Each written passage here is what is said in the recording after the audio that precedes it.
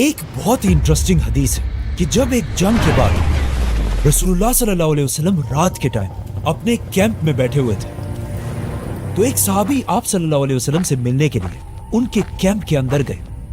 तो आप सल्लल्लाहु अलैहि वसल्लम ने उसे अपने पास बिठाया और उसे फ्यूचर के बारे में एक बहुत ही इंपॉर्टेंट बात बताई कि मुझसे क़यामत की कुछ निशानियां सुनो, मेरी मौत और उसके बाद यरूशलेम की फतह, और फिर एक ऐसी वबा, एक ऐसी बीमारी जो तुम मुसलमानों को ग्रेट नंबर्स में मारेगी। इस हदीस के बाद ये सब कुछ एग्जैक्टली इसी तरह ही हुआ।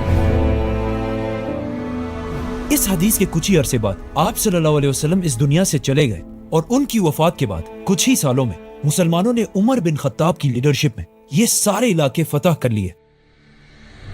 यरमुक और कादसिया जैसी अजीम जंगें जीतने के बाद एक तरफ मुसलमानों ने पर्शियन एम्पायर में उनके कैपिटल मदईन को फतह किया और दूसरी तरफ रोमन एम्पायर में मुसलमानों ने पैगंबरों की सिटी यरूशलेम को फतह किया, जिसे हम पूरा एक्सप्लेन कर चुके हैं। नाउ यहाँ से आगे मुसलमान रुके नहीं, बल्कि हजरत उमर के ऑर्डर्स पर मुसलमानों ने अपनी फौज को ग्रुप्स में डिवाइड किया। एक ग्रुप अबू उबैदा और खालिद बिन वलीद की लीडरशिप में ऊपर तुर्की की तरफ रवाना हुआ और दूसरा ग्रुप आमिर बिन आस की लीडरशिप में फलस्तीन के इलाके गजा को फतह करने के लिए गया। यस, वही गजा जहां पर आज खालिद बिन वलीद और अबू उबैदा फुल स्पीड आगे बढ़ रहे थे। और बहुत सारी छोटी छोटी जंगों के बाद मुसलमानों ने ये सारा इलाका भी फतह कर लिया। लेकिन इन सारी जंगों में एक जंग को डिस्कस करना बहुत ही इंपॉर्टेंट है, the battle of the iron bridge, क्योंकि ये जंग बिल्कुल यरमुक और कादसिया की तरह एक बहुत बड़ी जंग होने वाली थी। क्योंकि रोमन एम्पायर हजारों की फौज लेकर इस ब्रिज के पास खड़ी थी और दरिया के दूसरी तरफ अबू उबैदा सिर्फ 15,000 की फौज के साथ खड़े थे। और अब एक बार फिर मुसलमानों और रोमन्स के दरमियान एक बहुत बड़ी जंग होने वाली थी। लेकिन एक मिनट, अगर ये इतनी एक बड़ी जंग, तो हमने आज तक इसके बारे में कुछ सुना क्यों नहीं है? क्योंकि ये जंग शुरू होने से पहले ही खत्म हो गई। जैसे ही मुसलमानों की फौज एक दूसरे के सामने आई, अचानक रोमन फौज ने देखा कि उनकी एक साइड से कुछ आवाजें आ रही हैं। जब रोमन फौज ने थोड़ा गौर से देखा तो एक दूसरी फौज फुल स्पीड इनकी तरफ बढ़ रही थी। एंड ऑफ कोर्स ये फौज कौन लीड कर रहा था? खालिद बिन वलीद।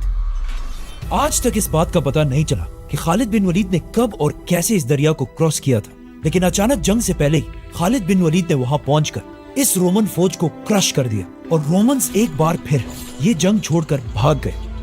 और इस तरह ये इतनी बड़ी जंग शुरू होने से पहले ही खत्म हो गई। ये जंग सीरिया में मुसलमानों की आखिरी जंग थी और इस जंग के बाद मुसलमानों ने हमेशा के लिए पूरे शाम को फतह कर लिया। अब मुसलमानों की खिलाफत का कंट्रोल सीरिया, फलस्तीन, जॉर्डन और लेबनान तक फैल चुका था। जिसके बाद मुसलमानों के आर्मी चीफ अबू उबैदा यहीं पर रहे और खालिद बिन वलीद अकेले अपनी फौज के साथ पहली बार रोमन एम्पायर के मेन हेडक्वार्टर तुर्की में दाखिल हुए और बहुत तेजी से रोमन एम्पायर की कैपिटल कॉन्स्टेंटिनोपल, इस्तांबुल की तरफ बढ़ने लगे। बट वेट, अगर खालिद बिन वलीद रोमन एम्पायर के कैपिटल के इतने क्लोज पहुंच चुके थे, तो फिर उन्होंने इसे फतह क्यों नहीं किया? बल्कि ये सिटी तो इससे 800 साल बाद एक दूसरे बादशाह सुल्तान मोहम्मद फातेह ने फतह की थी। क्योंकि जैसे ही खालिद बिन वलीद तुर्की में दाखिल हुए, यहाँ पर एक बहुत बड़ा मसला हुआ। हजरत उमर रज़ियल्लाहु अन्हु ने खलीफा बनते ही खालिद बिन वलीद को उनके पोस्ट आर्मी चीफ के ओहदे से हटा दिया था। लेकिन अब भी मुसलमान खालिद बिन वलीद को बाकी सारे जनरल से बहुत ज्यादा पावरफुल समझते थे, क्योंकि अब भी कुछ नए मुसलमान ये समझते थे कि आज ये खिलाफत राशिदा जहां भी है सिर्फ खालिद बिन वलीद की वजह से है। और हजरत उमर को ये बात बिल्कुल भी पसंद नहीं थी और वो सबको ये दिखाना चाहते थे कि ये खिलाफत मेरी या खालिद की वजह से नहीं, बल्कि अल्लाह की वजह से कायम है। इसके अलावा एक मसला ये भी था कि इससे कुछ ही अरसा पहले एक दिन खालिद बिन वलीद कहीं बैठे हुए थे और एक शायर ने उनके सामने कुछ अशार पढ़े, तो खालिद बिन वलीद ने खुश होकर उस शायर को 10,000 दरहम दिए। लेकिन अब मसला ये था कि हजरत उमर ने मुसलमानों की फौज में अपने जनरल्स को कंट्रोल में रखने के लिए हर जगह जासूस बिठाए हुए थे। जैसे ही खालिद बिन वलीद ने उस शायर को पैसे दिए, वहां बैठे हजरत उमर के एक जासूस ने फौरन ये खबर मदीना में खलीफा तक पहुंचाई। हजरत उमर को ये बात बिल्कुल पसंद नहीं आई कि हम यहाँ मदीना में बिल्कुल एक सादा और आम जिंदगी गुजार रहे हैं और हमारे जनरल्स वहाँ ये सब कर रहे हैं। और हजरत उमर को इस बात का भी डर था कि कहीं खालिद बिन वलीद ने उस शायर को ये पैसे मुसलमानों के माले गनीमत से ना दिए हों। तो फौरन हजरत उमर ने मदीना से एक letter army chief Abu Ubaidah की तरफ भेजा।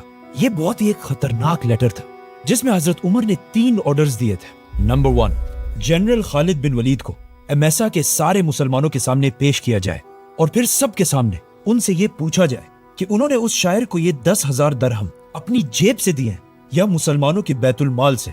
अगर अपनी जेब से दिए तो ये बिल्कुल फजूल खर्ची है, और अगर बैतुल माल से दिए हैं तो ये इस एम्पायर के साथ खयानत है। दोनों सूरतों में खालिद बिन वलीद को फौज से डिसमिस करना जायज है।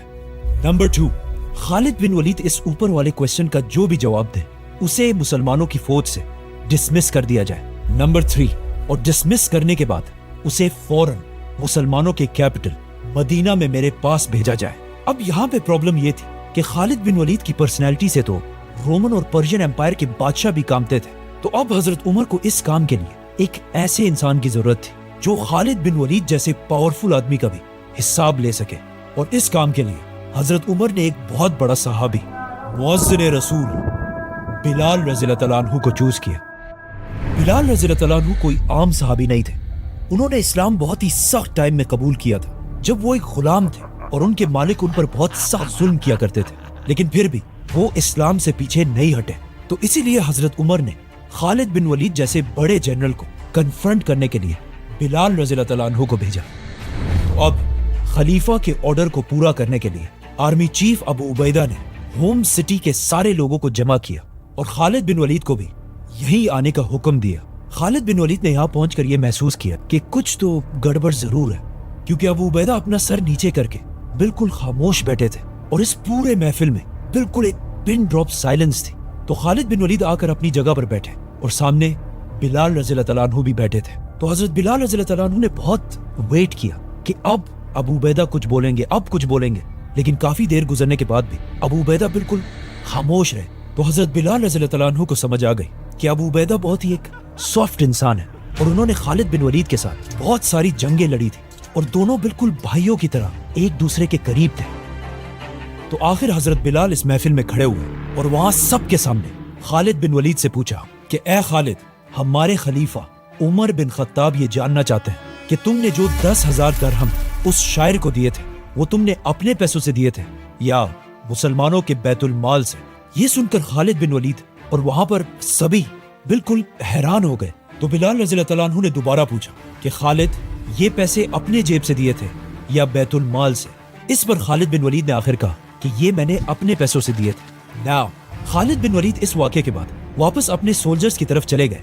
यहाँ पे एक बात नोट करना लाजमी है कि उस जमाने की दुनिया में स्लेव्स और स्पेशली ब्लैक स्लेव्स को बिल्कुल जानवरों की तरह ट्रीट किया जाता था। लेकिन अब जब एमेसा में एक फॉर्मर ब्लैक स्लेव उस वक्त के सबसे ताकतवर जनरल को कन्फ्रंट कर रहा था, वहाँ के लोग ये सब देखकर बहुत ही हैरान थे। लेकिन इस सब से ये क्लियरली पता चलता है कि रसूलुल्लाह सल्लल्लाहु अलैहि वसल्लम ने अपने आखिरी खुतबे में जो बात कही थी कि किसी व्हाइट को किसी ब्लैक पर और किसी अरबी को किसी अजमी पर कोई फोकियत हासिल नहीं। इस तरह हजरत उमर की इस खिलाफत में रेसिज्म का कॉन्सेप्ट बिल्कुल खत्म हो चुका था। खालिद बिन वलीद तो वापस अपने सोल्जर्स के पास चले गए थे, लेकिन अबू उबैदा इब्न जर्राह उन्हें ये बात बता ही नहीं सके कि इस लेटर में 2 और पॉइंट्स भी हैं कि खालिद बिन वलीद को मुसलमानों की फौज से डिसमिस करके मदीना की तरफ भेजा जाए और वहां मदीना में हजरत उमर खालिद बिन वलीद का इंतजार करते रहे। लेकिन आखिर काफी दिनों बाद उन्हें समझ आ गई कि जरूर अबू उबैदा ने उन्हें बताया ही नहीं होगा। तो हजरत उमर ने एक दूसरा खत खालिद बिन वलीद की तरफ डायरेक्ट भेजा कि तुम्हें फौज से डिसमिस कर दिया गया है और फौरन सारे काम छोड़कर मदीना में आकर मुझसे मिलो। खालिद बिन वलीद हजरत उमर का लेटर पढ़ने के बाद दोबारा अबू उबैदा इब्न जर्राह के पास गए और उनसे कहा कि तुमने मुझे क्यों नहीं बताया कि हजरत उमर ने मुझे फौज से निकाल दिया है। तो अबू उबैदा ने उन्हें कहा कि आज ये जो भी हो रहा है इसमें मैं बिल्कुल भी इन्वॉल्व नहीं हूँ, ये सब खलीफा के ऑर्डर्स हैं। तो आखिर फाइनली खालिद बिन वलीद शाम में अपनी फौज को छोड़कर मदीना की तरफ रवाना हुए। लेकिन मदीना जाने से पहले खालिद बिन वलीद शाम की उन सिटीज की तरफ गए जिन्हें उन्होंने खुद फतह किया था और खालिद बिन वलीद को देखकर उन सिटीज के लोग उनके इस्तकबाल के लिए बाहर निकले और वहां के लोगों के सामने आखिरी स्पीच करके उन्हें अलविदा कहा और फिर फाइनली मदीना पहुंचे। जैसे ही खालिद बिन वलीद मदीना पहुंचे और हजरत उमर के घर की तरफ जाने लगे تو راستے میں ہی ان کی ملاقات خلیفہ عمر سے ہوئی. ایک طرف دنیا کا سب سے طاقتور بادشاہ عمر بن خطاب کھڑے تھے اور دوسری طرف دنیا کے سب سے بڑے جنرل خالد بن ولید. تو پہلے حضرت عمر نے فرمایا کہ خالد، تم نے جو کیا ہے وہ دنیا میں آج تک کوئی بھی نہیں کر سکا، لیکن یاد رکھو جو بھی ہوتا ہے وہ صرف اللہ ہی کرتا ہے. یہ ان دو گریٹ پرسنالٹیز کے درمیان ایک بہت ہی فرینک ڈسکشن تھی، جس میں خالد بن ولید نے حضرت عمر سے کہا کہ آپ نے میرے ساتھ جو یہ کیا ہے اچھا نہیں کیا. تو حضرت عمر نے اسے کہا کہ پہلے مجھے یہ بتاؤ تمہارے پاس اتنے پیسے کہاں سے ہیں کہ تم نے ایک شاعر کو 10,000 درہم دیے. تو خالد بن ولید نے انہیں کہا کہ یہ تو میں نے اپنے پیسوں سے دیے. تو خلیفہ عمر نے حکم دیا کہ خالد بن ولید فارمر آرمی چیف کے پاس جتنا بھی مال ہے اس سب کا حساب لگایا جائے. جس طرح آج بھی یو ایس کانگریس امریکہ کے سب سے طاقتور لوگوں کو سامنے بٹھا کر ان سے حساب لیتی ہے، چاہے وہ کوئی بزنس مین ہو یا جنرل. اسی میرٹ کے سسٹم کی وجہ سے آج یو ایس ایک سپر پاور ہے، اور یہی میرٹ کا سسٹم آج سے 1400 سال پہلے خلافت راشدہ میں بھی تھا. حضرت عمر رضی اللہ عنہ کے آرڈرز پہ بڑے صحابہ کے ایک گروپ نے خالد بن ولید کے مال کا حساب لگایا اور انہیں پتا چلا کہ خالد بن ولید کا حساب کتاب بالکل کلیئر ہے. اس سب کے بعد حضرت عمر نے خالد بن ولید سے کہا کہ خالد، میرے دل میں تمہارے لیے بہت عزت ہے، لیکن پھر بھی حضرت عمر نے خالد بن ولید کو فوج سے نکال دیا اور ساتھ ہی اپنے سارے گورنرز کو یہ لیٹرز پہنچائے کہ میں نے خالد بن ولید کو کسی خیانت پر نہیں بلکہ اس بات پر فوج سے ہٹایا ہے کیونکہ اب بھی بہت سارے مسلمانوں کے دلوں میں یہ بات تھی کہ مسلمان ساری جنگیں صرف خالد بن ولید کی وجہ سے جیتتے ہیں، اور میں یہ دکھانا چاہتا تھا کہ جنگیں صرف اور صرف اللہ کی مدد کی وجہ سے جیتی جاتی ہیں. خالد بن ولید اس سب کے بعد واپس شام کی طرف گئے، ایز اے جنرل نہیں بلکہ ایک عام صحابی کی طرح اپنی زندگی گزارنے لگے. اب یہاں پر بہت سارے ہسٹورینز کا خیال ہے کہ حضرت عمر نے خالد بن ولید کو صرف اور صرف اپنی کچھ پرسنل دشمنی کی وجہ سے ہٹایا تھا، لیکن ایسا بالکل بھی نہیں تھا، کیونکہ حضرت عمر صرف خالد بن ولید کے ساتھ نہیں بلکہ اپنے ہر جنرل کو اسی طرح سختی سے ڈیل کرتے تھے تاکہ کبھی بھی کوئی جنرل اسٹیٹ سے زیادہ طاقتور نہ ہو. فار ایگزامپل، ایک دن حضرت عمر رضی اللہ عنہ کو خبر ملی کہ پرشین امپائر میں ان کے جنرل سعد بن ابی وقاص نے اپنے ہیڈ کوارٹر کوفہ کی سٹی میں لوگوں کے شور اور رش سے بچنے کے لیے اپنے آفس اور لوگوں کے درمیان ایک دروازہ لگایا تھا، اور جب شور زیادہ بڑھ جاتا تھا تو وہ کبھی کبھی دروازہ بند کر دیا کرتے تھے، جو ایک بہت ہی نارمل بات ہے.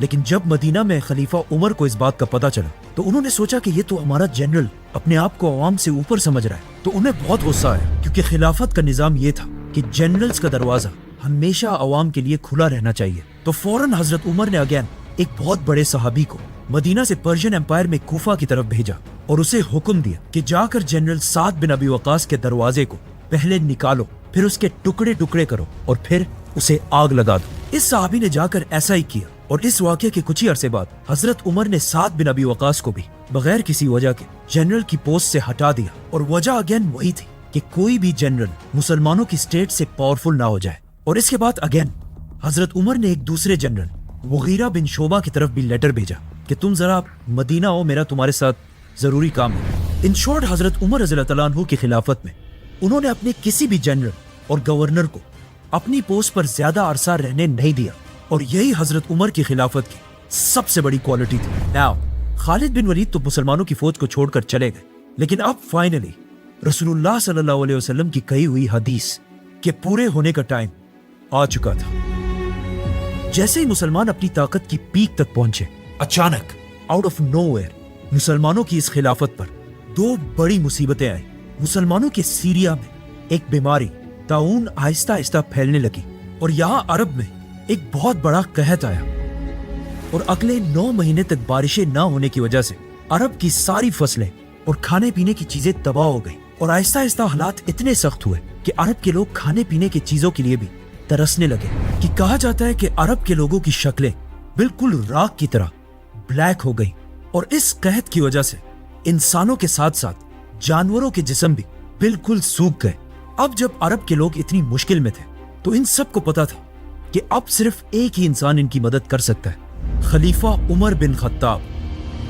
تو وہ سب جمع ہو کر حضرت عمر کے پاس آ کر ان سے فریاد کرنے لگے کہ اب آپ ہی ہمیں ان مشکل حالات سے نکال سکتے ہیں. حضرت عمر اس سے پہلے ہی پرشین امپائر کی کیپٹل کو فتح کر چکے تھے، جس کے بعد مسلمانوں کے بیت المال میں اتنا سونا پڑا ہوا تھا کہ مدینہ دنیا کے سب سے رچ سٹیز میں سے ایک تھی. लेकिन इस सोने से खरीदने के लिए पूरे अरब में खाने पीने की कोई चीज थी नहीं। हजरत उमर इस कहत की वजह से इतनी टेंशन में थे कि उन्होंने मुसलमानों की ये हालात देखकर ये कसम खाई कि मैं भी तब तक गोश्त, दूध और घी को हाथ नहीं लगाऊंगा जब तक इन आम लोगों को भी खाने की ये सारी चीजें मिल ना जाए। आहिस्ता आहिस्ता इस कहत की वजह से हालात इतने खराब होते गए कि मजबूरन हजरत उमर ने एक बहुत ही इंपॉर्टेंट ऑर्डर दिया कि अगर इस कहत के दौरान कोई शख्स अपनी भूख को मिटाने के लिए किसी से चोरी करे तो उसके हाथ नहीं काटे जाएंगे। अब जब पूरा अरब मदीना के दरवाजे के सामने खड़ा था और यही मदीना उनकी आखिरी उम्मीद थी, तो हजरत अली रज़ी अल्लाह अन्हु ने हजरत उमर से कहा कि मुझे पता है कि हालात तो बहुत सख्त है, लेकिन अगर देखा जाए ये तारीख में पहली बार हुआ है कि पूरा अरब एक जिस्म की तरह यूनाइट होकर मदीना को ही अपना कैपिटल समझने लगा है। नाउ जब अरब में खाने पीने की सारी चीजें खत्म हो गई तो हजरत उमर ने आखिर अरब से बाहर अपने सारे जनरल्स की तरफ लेटर्स भेजे और इन सब लेटर्स में एक ही बात लिखी थी कि क्या तुम जनरल्स मुझे और मेरे साथियों को हलाक होते हुए देख सकोगे जबकि तुम सब वहां आराम से रहो। जिस पर वहां सारे जनरल्स को समझ आ गई कि अब अरब के हालात बहुत ही खराब हो चुके हैं। तो जनरल अमर बिन आस ने हजरत उमर की तरफ लेटर भेजा कि आप बिल्कुल टेंशन ना लें, हम आपकी तरफ ऐसे काफिले भेजेंगे जिनका एक एंड मदीना में और दूसरा शाम में होगा, और इसी के साथ खाने पीने की चीजों से भरे हुए हजारों कैमल्स सारे इलाकों इराक, सीरिया, फलस्तीन से मदीना की तरफ रवाना हुए। और सिर्फ यही नहीं, 20 बड़े बड़े जहाज समंदर के रास्ते भी फुल लोडेड मदीना की तरफ रवाना हुए। मदीना में अरब के सारे लोग जो बिल्कुल भूख की वजह से खराब हालत में बैठे हुए थे, अचानक उन्होंने देखा कि हर तरफ से हजारों ऊंट खाने पीने की चीजें लेकर उनकी तरफ बढ़ रही थी। और इस तरह अरब के लोगों ने पहली बार मदीना और हजरत उमर की ताकत को अपनी आंखों से देखा। और इस वाकये के बाद अरब ने कभी भी मदीना के सामने खड़े होने की कोशिश नहीं की। इन काफिलों के आने के बाद भी कहत खत्म नहीं हुआ और इतनी एक्सट्रीम तक पहुंचा कि एक दिन एक गरीब अरब ने जब खाने के लिए एक बकरी को ज़िबा किया तो उस बकरी से बहुत कम गोश्त और सिर्फ हड्डियां ही निकली। तो इस गरीब आदमी ने गम से चीख कर बोला कि आज अगर रसूलुल्लाह सल्लल्लाहु अलैहि वसल्लम जिंदा होते तो ये दिन हमें नहीं देखना पड़ता। कहा जाता है कि जब यही गरीब शख्स इसी भूख के साथ रात को सोने लगा तो उसने ख्वाब में रसूलुल्लाह सल्लल्लाहु अलैहि वसल्लम को देखा, जिसमें आप सल्लल्लाहु अलैहि वसल्लम ने इस आदमी को ऑर्डर दिया कि उमर तक मेरा सलाम पहुंचाओ और उसे ये बताओ कि उमर तुम्हें क्या हो गया है, अकल से काम लो। ये आदमी नींद से उठकर सीधा हजरत उमर के पास मदीना पहुंचा। तो हजरत उमर के गुलाम ने उसे रोक लिया और उससे पूछा कि तुम कौन हो। तो उसने कहा मुझे जाने दो, मैं रसूलुल्लाह का मैसेज लेकर आया हूं। ये सुनकर सब हैरान हो गए कि ये कैसे हो सकता है। लेकिन जैसे ही उसने हजरत उमर को अपने ख्वाब के बारे में बताया तो हजरत उमर समझ गए कि आप सल्लल्लाहु अलैहि वसल्लम मुझे नमाज़े इस्तिस्का के बारे में याद दिला रहे हैं। ये वो नमाज है जिसमें अल्लाह से बारिश के लिए दुआ की जाती है। तो इसी के साथ हजरत उमर ने अपने सारे गवर्नर्स को ये ऑर्डर्स भेजे कि हम सब पूरी खिलाफत राशिदा में एक ही दिन एक ही टाइम पर एक साथ खड़े होकर ये नमाज पढ़ेंगे और अल्लाह से बारिश की दुआ करेंगे। और जैसे ही अरब, शाम, इराक, फलस्तीन के सारे लोग नमाज के लिए खड़े हुए और अल्लाह से बारिश की दुआ की तो इसके कुछ ही टाइम बाद अचानक बारिश शुरू हो गई और इस तरह आहिस्ता आहिस्ता कहत की ये मुसीबत खत्म हो गई। लेकिन अब जैसे ही कहत का ये मसला खत्म हुआ तो at the same time Syria की जो बीमारी आहिस्ता आहिस्ता फैल रही थी वो इतनी स्ट्रांग हो चुकी थी कि सीरिया के हर घर में लोग इस बीमारी से मरने लगे।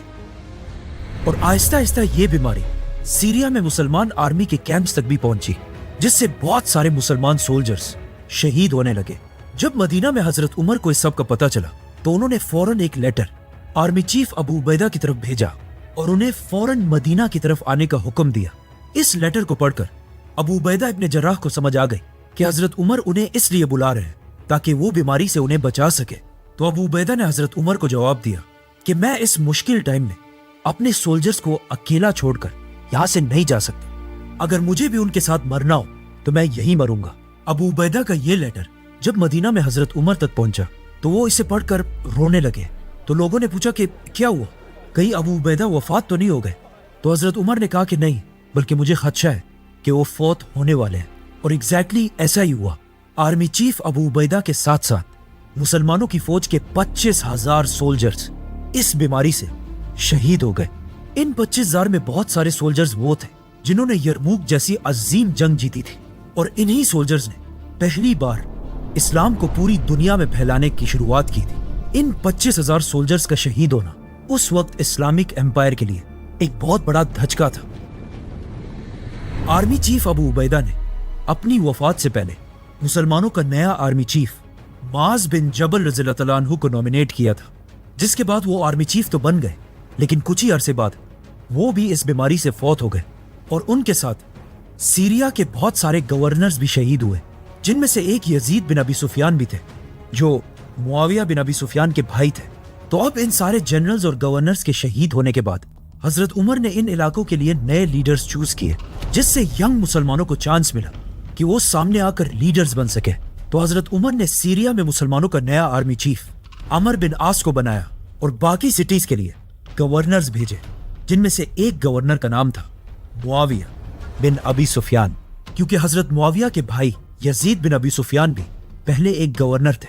हजरत मुआविया इससे पहले आप सल्लल्लाहु अलैहि वसल्लम के आखिरी दौर में कुरान लिखने वाले सहाबा में से भी थे, और अब उनके भाई यजीद के फौत होने के बाद हजरत उमर ने उन्हें ही दमिश्क का गवर्नर बनाया। जैसे ही अमर बिन आस मुसलमानों की फौज के आर्मी चीफ बने, तो उन्होंने एक जबरदस्त फैसला किया और मुसलमानों को हुक्म दिया कि ज्यादा एक साथ रहने के बजाय एक दूसरे से दूर जाकर रहो और एक दूसरे से मिलना जुलना बंद कर दो, जिस तरह कोरोना वायरस में पूरी दुनिया का सिस्टम था,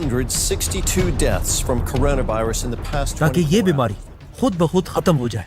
and it worked. Aahista Aahista कुछ ही अरसे में ये बीमारी सीरिया से खत्म हो गई। अब फाइनली मुसलमानों की दोनों बड़ी मुसीबतें, कहत और बीमारी, खत्म हो चुकी थी। तो हजरत उमर हालात को कंट्रोल करने के लिए खुद सीरिया की तरफ गए, और वहां उनकी मुलाकात नए आर्मी चीफ अमर बिन आस से हुई, जिन्होंने हजरत उमर के सामने एक नया प्लान रखा कि अब जब हमारे हालात ठीक हो चुके हैं तो हमें स्लो होने के बजाय आगे बढ़ना चाहिए और एक नए इलाके की तरफ जाना चाहिए, इजिप्ट। सब्सक्राइब।